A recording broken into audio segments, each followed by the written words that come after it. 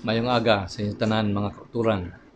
Nagapasalamat kita sa Ginoo sa sining nga bag-ong adlaw nga ginhatag niya sa aton. Adlaw nga kung diin kita magakalipay tungod kay ini iya ini nga pagpakamaayo sa aton. Ang pulong sa Ginoo naghambal sa aton that it is because of the Lord's mercies and His compassions fail not. They are new every morning. Great is God's faithfulness. So dako atong pagpasalamat sa Ginoo, way lang natabuan nga ari kita sa sining aga, kundi ang aton nga mga oportunidad kag ang aton nga dugang sa aton nga kabuhi tungod ini sa kaluoy sa Ginoo sa aton. So subong sa bulan sang November 2021, naglawig ang ini nga pandemic, pero nakita man naton ang kamot sang Ginoo nga among nagiya nagupod sa aton tungod kay ang Ginoo gid maluluy-on kag ang Ginoo naglabot sa aton sang iya nga bugay sa adlaw nga tanan. Kabay pa ang pagpamalandong naton sa pulong sa Ginoo sa sining aga, magdala ini sang encouragement nga ginakinahanglan naton nga mabalon naton sa bilog nga adlaw ang ini nga pagpakamaayo sa Ginoo, espirituhanon nga pagkaon naton sa sining nga aga. Basahon ko ang aton nga passage nga kung diin aton pamalandungan sa sining nga aga diri sa James chapter 5 verse 11. Basahon ko ni sa ASV nga translation. Ang pulong sa Ginoo naghambal diri sa James 5:11, "Behold, we consider those blessed who remain steadfast or patient. You have heard of the steadfastness or the patience of Job, and you have seen the purpose of the Lord, how the Lord is compassionate and merciful." The Lord bless the reading of His Word. Magapangamuyo kita. Ginoo, salamat sini nga bag-ong adlaw nga ginhatag mo sa amon. Ginoo, amon ini pagasugataon nga may dalagko Ginoo nga kalipay tungod kay ini bag-o ini nga oportunidad nga ginhatag mo sa amon. Kabay pa madayaw kanamon, maalagad kanamon sa sini Ginoo nga adlaw. Salamat Ginoo sa imong pulong. Giyahi kami. Kabay pa sa amon nga pagpamalandong sa sini nga aga, ini Ginoo ang amon pagabalunon throughout the day nga Ginoo amo ini ang imong nga mensahe sa amon sa tagsa-tagsa sa amon. Ini Ginoong amon ginapangamuyo, buligi Ginoong imong nga alagad, buligi ang tagsa-tagsa nga magapamati. In Jesus name. Amen. Sa sini nga aga luyag ako magadala sa inyo sang sini nga dinalan sang kasulatan nga kung diin amo ini ang maghatag sang isa sang aton nga mga encouragement. Labi na gid sang malawig bala. Kung kisa ayhan may masakit, pareho abi sang mga trangkaso, kag kung diin na hibal-an naton nga hindi gid ni siya magdugay sang mga sinimana o kun na binulan gid. So nag-expectar kita nga after few days mag-ayo kita. So ina balang expectation bala naton. Amo man ang naghatag sa aton nga maski nagapahuway kita, maski ara kita sa aton nga balay, naintindihan naton nga one of these days mag-ayo ako. Pero galing kay kung kisa may mga masakit nga nagalinger, may mga sirkumstansya sa kabuhi nga daw hindi naton mapaktan kung hasa san-o gid ni siya bala matapos. Kagang ini nga ginaagya naton subong, damo gid sa pagsugod sini, waay nakaintindi kag waay naton ini mabutangan sang pizza kung san-o ini matapos. Ang aton nga gobyerno sa pagsugod sang sini nga tuig naghambal sa aton nga kung maglabot ayhan ang ini nga vaccination sa kadam-an that we're going to have a happy Christmas. Now ini tanan of course intindihan naton ara lang sa kamot sa Ginoo. Kay waay sa kun anuman dira nga ginahatagan sang oportunidad sa Ginoo, bulong o vaccine man ayhan nga amo ang makatapna sini. Ang Ginoo lang gid suno sang iyang tinutuyo sa imo kag sa akon. Kag amo ina subong ang aton niya nga pamalandungan sa sining aga. Before kita magkadto sang aton nga mga hilikoton kag sa mga ulubrahon sa sining aga, amo lang ini ang akon nga luyag pagadalon sa inyo. The purpose of the Lord. Diri sa ginbasa naton, "Behold, we consider those blessed who remain patient or steadfast. You have heard the steadfastness of Job or the patience of Job, and you have seen the purpose of the Lord." So amo ning aton nga pagatun-an sa sining nga aga, ang aton nga pagapamalandungan, the purpose of the Lord. May ara bala sang isa ka expression sa English nga ginatawag nila nga freak accident. Na kung diin gina-describe ni siya as an incident, especially one that is harmful, occurring under highly unusual and unlikely circumstances. May mga butang balakon kisa sa kabuhi nga daw hindi man naton gina-ekspektar pero natabo. Mga butang hindi maayo pero sa aton pagtulok daw hindi man matabo pero natabo. Kaga nakahalit ini amo nang ginatawag sa English nga freak accident. Ang iya sini nga mga expression nga pareho sang sini nga freak accident ginatawag man nila nga act or acts of God or national disaster or natural disaster or circumstances beyond one's control. No gina-mention ko na tungod kay kung aton balalantawon sa aton nga kabuhi nga maski ano nga paghalong, maski ano kung kisa nga ginahimo naton, may mga butang nga kung diin sa normal nga paglantaw sang mga tawo daw dimalas lang gid nga adlaw. Dimalas lang gid nga natabo sa akon kabuhi. Ti anhon mo na abi kay amo niya ang nalabot ko. That is already beyond my control. Now in English it's called freak accident tungod kay wa ka nagdahom nga matabo ni sa imo. Wa ka naminsar nga may something nga hindi maayo malabot sa imo. Anya sa waay mo gina-expectar naglabot sa imo. Naginhambal ko ni sa inyo tungod kay amoy ni ang background nga aton nga makita-an diri sa kabuhi ni Job. Ang ini nga dinalan sang kasulatan nga gid-mention diri ni James. James was talking about being patient, being steadfast, nga magpadayon kita dira sa Ginoo. Nawdamo sang mga anggulo kag mga rason nga ang magpadayon ka magpabilin kita sa Ginoo. Pero isa sa mga rason nga ginbutang diri sa libro sang James chapter 5 because we know God has a purpose on everything. Now it seems freak accident. It seems nga daw kadimalas lang gid nga amo na ang natabo. It seems nga di naton maesplikar nga ang amo ini. Amo na nga ang kalabanan niya nagatangla dayon sa langit kag maghambal Ginoo nga ahaw nga agid nga ako gidya Ginoo. Kay kun aton blatulokon daw ay ka naman sang rason sa tanan nga paghalong sa tanan nimo nga pagbantay nga hindi ini malabot sa imo, and yet you realize all of a sudden you're in the middle of something. Mamahambal ang iba niya baw do kadimalas gid ka klase nga tao nga nalabot na sa iya, and we have no explanation. The book of James in chapter 5 verse 11 it says everything that had happened in the book of Job that we see in his life na nagpabilin siya, nagbatas siya sa pasyensya kag sang iya nga paghugot nga pagsalig sa Ginoo. Ang tanan nga natabo sa iya, God has a purpose. Now, kung nataon bala naton ining ginatawag bala naton nga daw circumstansya nga daw hindi naton maintindihan sa bahin ni Job. In Job chapter 1 and verse 13, and there was a day when his sons and his daughters were eating and drinking wine in their eldest brother's house. There came a messenger unto Job and said, the oxen were plowing and the asses feeding beside them, and the Sabaeans fell upon them and took them away. Yes, they have slain the servants with the edge of the sword, and I only am escaped alone to tell thee. So amo niyang natabo nga ang mga sang unang ilang kamangharan ara sila nga mga kasapatan, and yet here comes ang mga kaaway nga nagkaladto nga mga hustlers nga ginpanguwa ang ilang mga kasapatan nila ni Job, kag at the same time pamatay ang mga servants. Ini nga nagdala sang siningan news, isa lang siya nga nabilin. Now in verse 16 it says, and while he was yet speaking there came also another and said, the fire of God or the lightning fallen from heaven and had burned up the sheep and the servants and consumed them, and I only am escaped alone to tell thee.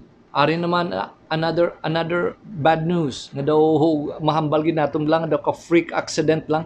Would you imagine ara sila sa latagon, ara sila nagabantay in a normal day nga amo na ilang ginahimo day in and day out, and all of a sudden here comes the lightning kag ang atuyang kilat na igo gid ya kung diin ang mga kasapatan kag ang mga nagaobra kay Job kag isa lang gid ya ang na-save. And then look at verse 18 and 19. And while he was yet speaking, there came also another and said, thy sons and thy daughters were eating and drinking wine in their eldest brother's house. And behold, there came a great wind from the wilderness. and smote the four corners of the house, and it fell upon the young men, and they are dead, and I only am escaped alone to tell thee. So ari diri may ara sang pagtililipon iya nga mga kabataan. Kag sang ara sila nagasinadya sila nga fellowship, all of a sudden here comes a tornado. Kag ang balay, ang duog nga ilang ginatipunan. Naigo ini siya sang tornado. Kag ang tanan nga ara dira sa sulod nagkalapatay, including ang iyang mga kabataan. Now, kung atong blatulokon, daw ka freak accident sang siningham nagkalatabo, would you imagine ang kilat? Would you imagine ang tornado, ang bagyo, signal number 4 or 5 siguro ini, nga kung diin, amon ini ang natabo sa kabuhi ni Job. And yet, kung kisa, when we think about these things, all of a sudden, ini amo ang nagadala sang mga balatyagon kag pangunahuna. Maski sa sinibalang adlaw, I don't know if anyone woke up this morning, hindi ayhan nami ang pamatsyag o kung nakabatid din kita sang news hindi balaman nami, duga lang alang na din aton nga balatyagon. Ano ayhan ang matabo? Nga amo bala sini, ambot kun basib labaw, baw kadimalas gid, baw tani maswertihan lang kita sa sining adlaw. Now, ginabutang sa mga tao, ilabalatyagon, kay panghuna-huna sa mga kasubong sina, tungod kinahibal-an sang tagsa-tagsa, nga hindi naton sigurado ang adlaw, hindi naton sigurado ang oras, subong nagakadlaw kita, basi ang kasubo mag-abot, o kung basi nagakasubo kita, kag basi madugangan pagid. So, tungod sina, ang aton mga panghuna, kag aton nga mga balatyagon kung kisa, napunan sang mga worries, nagadugang aton nga mga anxieties, kag at the same time nagakabuhi kita sa kahadlok. So sa sining aga, luyag ko nga magatindog kita, kag magapangamuyo kita, kag magaatubang kita sa Ginoo. Kag sa sining nga mga pang challenge kag encouragement sa Ginoo, aton niya nga maintindihan nga there is no such thing as freak accident as far as God is concerned. Because towards the conclusion sa kabuhi ni Job, kaginsulat diri sa libro sang James, chapter 5, verse 11, hindi lang nato nakita kung ano nagpadayon kag naghugot ang pagsalig ni Job sa Ginoo, kung hindi nakita man naton ang tinutuyo sa Ginoo, the purpose of the Lord sa iya ng kabuhi. So mga kauturan, hindi kagway kita nakabalo kung ano ayhan na mag-abot sa aton sa sining adlaw. O kung sa buwas, o kung sa dason nga semana, o kung sa dason nga tuig. Pero isa lang gid ang aton nga pamakod, kag diri kita nagatindog, nga ang tanan nga nagakalatabo sa aton, nga kita nga nagasunod, kag nagalagad sa Ginoo, may tinutuyo ang Dios sa aton. Kung kisaihan mag-agi kita sa problema, kung kisaihan mag-agi kita sa pait, kung kisaihan mag-agi kita sa masakit, kung kisaihan mag-agi kita sa mga luha. Pero kung ini nga Dios nga amo ang nagatatap sa iyang mga kabataan, kag kita amo nagasunod sa iyang kabubuton, ang tanan nga matabo sa aton, the Word of God would tell us, God has a purpose. May ara iya sang plano ang Ginoo sa imo kag sa akon. Now, ano ini nga klaseng plano sa Ginoo? Now, may duha lang kabutang nga gusto ko i-share sa inyo sang ini nga plano sa Ginoo. Una gid sa tanan, ini nga plano sa Ginoo maayo ini nga plano. Ikaduha, aton man makita nga ini nga ang plano sa Ginoo waay siniya sang makaguba kag waay siniya sang makatursi sini. Now nga ginhambal naton nila. It's because we realize that at the end, ang libro sang Job tam-an kalawig. Tungod kay diri ang mga diskusyon upod sang iyang sa mga kaabyanan nga kung diin gintulok nila si Job nga makasasala ka mo nang naglabot sa imo. Ang Dios hindi maghimo sa tao nga maayo sang sining mga butang nga ginagyan mo. And yet we realize kung kita nagabasa subong nga ini natabo sa kay Job tungod kay may ari sang isa nga luya gid ya magguba sa kabuhi ni Job nga amo ang kaaway naton si Satanas. Naging allow lang siya sa Ginoo tungod kay ang Ginoo may tinutuyo sa kabuhi ni Job. Hindi iya malain because at the end we know kung ano ang resulta sa natabo sa iyang kabuhi. This is the good purpose. The purpose of the Lord. But at the same time aton man niya makita ngang ini man nga tinutuyo kag plano sang Ginoo, indi man ini mabali maski mismo ang aton nga kaaway sang aton nga kalag. Now, of course, ang aton tuya nga ginbasa, bahin ato sa mga naglatabo sa guwa sa iyaya nga lawas. Even though siya isa ka amay, kag naglabot ato siya pamilya, masakit man ato, pero waay saya, healthy saya. Anyat pangahayo pagid ang kaaway sang aton nga kalag nga si Satanas, nga patandugalan ko bala sa iyaya nga lawas. Hindi lang ang iya nga wealth, hindi lang ang iya nga family, kundi ang iya nga health, patandugalan ko bala. Makita ginaton sang ginalaw siya sa Ginoo, pero ang hambal sa Ginoo pwede mo siya matandog, pero hindi mo pwede kuhaon ang iyang kabuhi. So the purpose of God is not only good, but also it is something that is only limiting to those nga maglabot sa imo kag sa akon. So ang inigling ang mga problema, hindi iniya maglabot sa sobra sang aton niya nga masarangan, kay iniya ara lang ini sa boundary kung diin ang Ginoo i-allow sa Ginoo nga matabo sa imo kag sa akon. So in other words, if God would allow it, then I realize, nga as far as ang Ginoo is concerned, may ara siya sang tinutuyo sa ako. Naamo na bala mga kauturan, paano kay kung kisa tamaan bala ini kasakit bala nga daw, pastor amo ning natabo, halin ni sa Ginoo? Anong Ginoo nga ginsakit niya gid ko? Now, I know this would be the questions that many of us don't want even to utter. Di gani nato ni gusto ihambal. Amo na nga ato na lang ya nga ginatuon ang ini nga mga butang sa bahin sang iban, sa pagpinta sang iban. Even though ang iban responsibilidad man na nila, kag atubangon man si Ginoo kun sila ya amuya ang nagahalit sa aton. They're going to face the consequences sang ilaman nga mga action. And yet diri sa libro sang Job, sa Job 27 verse 10, it says, "But he knoweth the way that I've take. When he hath tried me, I shall come forth as gold." Now, kung kisa bala, abi naton gibiyana kita sa Ginoo. Kung kisa bala, abi naton outside na ni sa malabot sang pag-take care sa aton sa Ginoo. I know some of you would send a text or would call or would let me know, "Pastor, pala nga muyuan, amo niyang natabo. Nagamasakit, bo pastor buligi." Now, mga kauturan sa sininga aga, luyag ko lang ihambal sa inyo. If these things had come to those who love God, to those who have followed His will, ihambal ko sa inyo, ang Ginoo may tinutuyo, kag ini nga plano sang Ginoo maayo. Now, sometimes, ini nga ginatawag naton ang alagyan pakadto sa kung ano blang maayo para ya sa aton. Sometimes it is painful. Sometimes it's filled with tears. But at the end of this, aton gid nga makita sa pulong sa Ginoo the purpose of the Lord. What is the purpose of the Lord? The purpose of the Lord is good. And we know that all things work together for good. Maayo ini siya. Maayo ini siya spiritually. Maayo ini sa aton nga sanctification, maayo ini sa pagpapag-on sa aton nga pagtuo. Maayo ini siya sa pagkuha sang aton niya nga mga indi maayo nga mga bahin pa sang aton nga mga spiritual nga mga kabuhi. That's why Job said, "For when he has tried me, I shall come forth as gold." Ginoo, ano pagid bala ang mga butang ngara sa akon kabuhi nga kinahanglan mo og gid tinluan?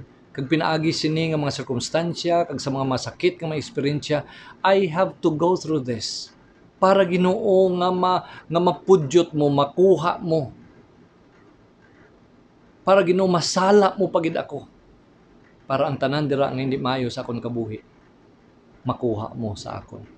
Yes, the Lord knoweth the way that I take. He knoweth the way that I take. Naintindihan na balaan sa Ginoo. Kag kanami gid, because He's always there to lead us each step of the way. When He has tried me, I shall come forth as gold. Now, ano gid bala ang tinutuyo sa Ginoo? I mean, the whole story of Job, ano gid bala ang tinutuyo sa Ginoo para sa kay Job? Now, here, gin-acknowledge sa Ginoo, gin-acknowledge ni Job diri nga ang ini tanan nga nagakalatabo sa iyang tinutuyo sa Ginoo, una gid sa tanan, it is for my sanctification. Ang butang balon para nga ang kabuhi ko mangin pariho gid sa Ginoo. God is changing me to be like into the image of His dear Son. ayhan sa pagpangamuyo, ayhan sa pagpasyensya, ayhan sa paghugot pagid sa pagkupkop naton sa Ginoo in spite of. Kay kung kisa daw kanami lang kung blessings, kanami lang if there are good experiences, what if kung ang mga circumstansya sa kabuhi naglabot sa aton nga daw hindi gid amugid na kanami, are we still going to embrace God? Are we still going to sing praise God from whom all blessings flow? They may be good or bad, but then at the end they bless my life. Mas naghugot pagid Ginoo, mas naintindihan ko pagid tungod sa kapait Ginoo nga ako naagyan, mas natilawan ko pagid ang katamis mo Ginoo. So here we realize the purpose of God. Nauna gid sa tanan, ini bala nga purpose nga good, kag ini nga purpose bala sa Ginoo nga hindi gid maliwat. Una gid sa tanan diri makita naton as far as Job is concerned, para sa deeper knowledge and deeper relationship with God. Sang ulihi nga daw hindi na sila magaintindihanay, sang ulihi nga daw ginaatake gid siya sang iya nga mga kaabyanan nga Job self-righteous ka, Job ginapakamalain mong Ginoo nga daw siya pa ang may sala sang nagkalatabo sa imo. Job, ikaw yung makasasala. Job, amo ni ang imo nga ginhimo, amo ni nga naglabot ni sa imo. Until later on Job said, God, how I wish that God could be here as my witness. Para siya na lang maghambal sa akon kag sa inyo man nga inita nang ginakusar niyo sa akon. This is not true. Later on sa batsa sa Ginoo, there are so many things that you don't understand, Job, in this universe. There are so many things. How could you explain the stars? How could you explain the animals na maski isa na sa ila kung mapatay sila na nabalan ko ina. Job, ano gid lang na intindihan mo sang sini nga mga butang nga nagaklatabo. That later on Job would say, God, this is too wonderful for me. So sa sining experience nakita niya kung sino ang Ginoo, especially ang iya nga providence. Kung paano ang Ginoo nagapadalagan sang sini nga kalibutan. That every minute detail of our lives, God is involved. Nagdako pagid ang iyang nga pakaintindi kung sino ang Ginoo. Nagdalom pagid ang iyang nga kahugot sa pagsalig sa sini nga Ginoo. He had both the deeper knowledge and deeper relationship with God.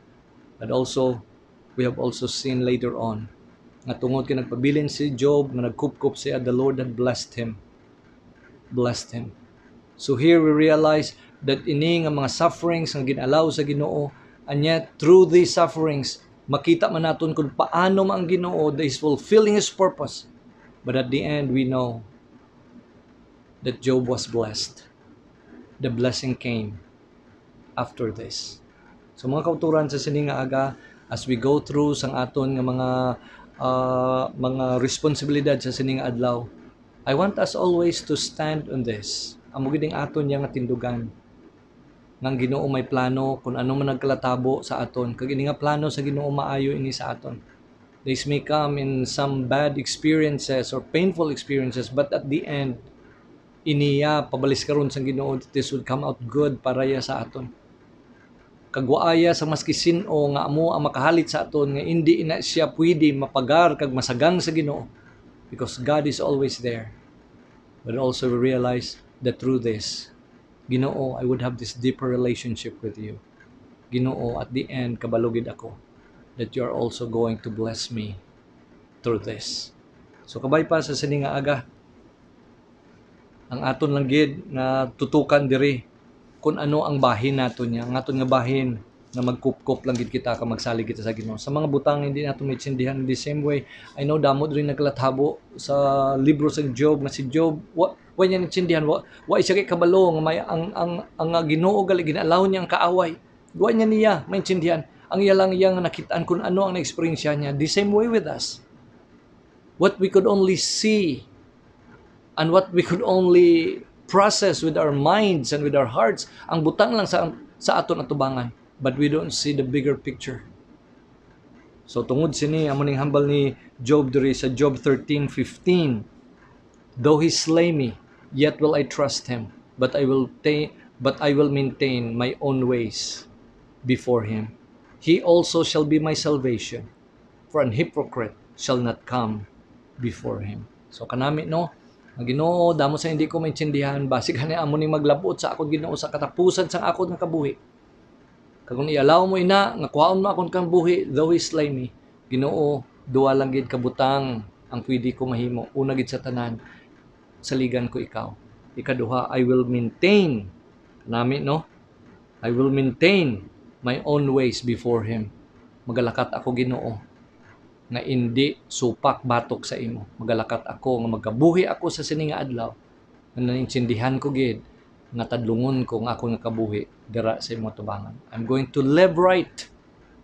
I'm going to trust you, Lord. So, kabay pa sa sining aga, there may be many things that we would never understand, but we'll always remember God has a purpose, and His purpose is always good, and His purpose will never be destroyed or broken. Tao man o kung sino man nga kaaway, God is going to fulfill His purpose sa aton kabuhi. And through this, I think the greatest blessing is we become to know God better. Nagadalom pagid ang aton niya nga pakaintindi sa iya kag aton pagsalig sa iya. So kabay pa, hang on. Kup-kup lang gid sa Ginoo. Kag magkabuhi kita nga Dios noon sa pag-alagad kapag sunod naton sa iya. Magapangamuyo kita. Ginoo, salamat sa sining aga. Aga Ginoo nga kung diin nasuguran namon ini sa pagpamalandong sa imong pulong. Salamat Ginoo nga gin-assure mo kami nga indi Ginoo ang ini nga mga butang nga amon nakakit-an nga amon magadikta sa amon ang imong pulong amon magadikta sa amon. Ang hindi namon Ginoo maintindihan isalig namon ini sa imo. Magkabuhi lang kami sa matarong sa imong tubangan. Ginoo may tinutuyo kagid kag tinutuyo mo maayo gid ini Ginoo. Sometimes it may be painful. But Lord, we also know that you are going to bless us in the same way. To the example ni James, ang kabuhi ni Job. Subuligi Ginoo ang tagsa-tagsa. Ginoo ang mga nasuban, labuta sila. Ang ara Ginoo subong sang mga sirkumstansya, kag eksperyensya nga hindi maayo. Ginoo kabay pa nga maintindihan nila, halin sa mga pulong. Na ikaw Ginoo maayo nga Dios. And you are going to fulfill your purpose sa amon mga kabuhi. Salamat gid Ginoo. Salamat sa tanan nimo Ginoo nga pagtrabaho panghikot sa amon. Buligi kami, tagi kami Ginoo sang bugay. Grace to believe, grace to be patient, grace to remain steadfast. Lord, bless this day. Pakamayuha Ginoo ang tagsa-tagsa sa siningaga, sa sininga adlaw. In Jesus' name. Amen.